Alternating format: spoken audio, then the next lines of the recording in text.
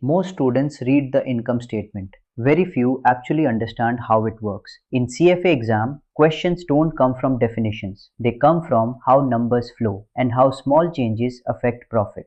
Income statement shows the financial performance of a company over a period of time. It answers a simple question. Did the company make profit or loss? But in CFA, they don't stop at profit. How that profit is built, what affects it, and how it can be changed by accounting decisions. So think of income statement not as numbers but as a structured flow. Let us build the structure step by step. Start with revenue, total sales generated by the company. This is the top line. From revenue, subtract cost of goods sold, COGS. These are direct costs required to produce goods like raw material, direct labor. What remains is gross profit. This tells you, after covering production cost, how much profit is left.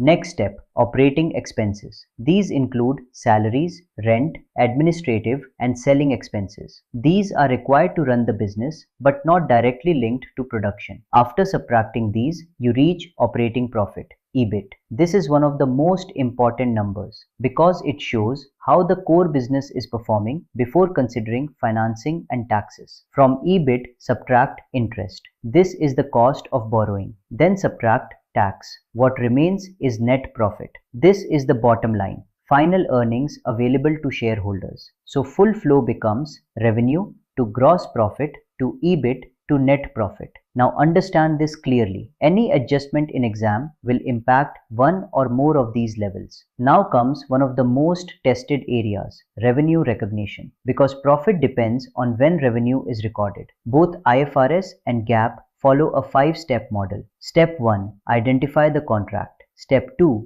Identify performance obligations. Step 3. Determine transaction price. Step 4. Allocate the price. Step 5. Recognize revenue when the obligation is fulfilled. The key idea is simple. Revenue is recorded only when the company has delivered what it promised, not when cash is received. Now here comes the important difference. IFRS is principle based. Gaap is rule based. IFRS gives flexibility based on judgment. Gaap gives more detailed rules. So in complex situations, two companies can report different revenue timing, and even a small timing difference can change profit significantly. This is exactly what CFA tests. Now let us understand expenses. Revenue alone does not decide profit. Expenses must match that revenue. This is called the matching principle. If revenue is recorded in one period, the related expenses must also be recorded in the same period. Now classify expenses into two types. Product costs. These are directly linked to production. They first go into inventory and then move into cost of goods sold when the product is sold.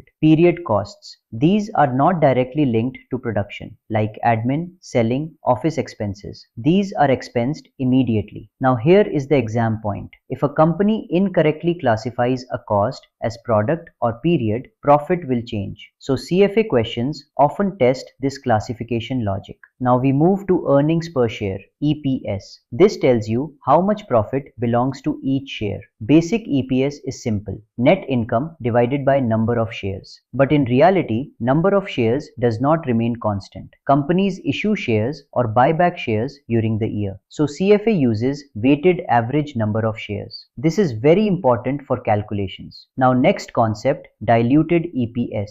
Companies may have potential shares like stock options or convertible securities. If these are converted, total shares will increase. So we assume conversion and calculate EPS again. This is diluted EPS. More shares leads to lower EPS. Now comes a very important concept, anti-dilution. If including potential shares actually increases EPS, then those instruments are anti-dilutive and should not be included. CFA questions test this carefully. You must check whether inclusion reduces EPS or not. Now connect all concepts together. Revenue recognition decides when income is recorded. Expense recognition decides when costs are recorded. Both together determine net profit. Then EPS depends on net profit and number of shares. So a small change in timing or classification can impact the entire statement. That is why income statement is not just calculation. It is understanding the logic. In next video, we will cover net profit calculation,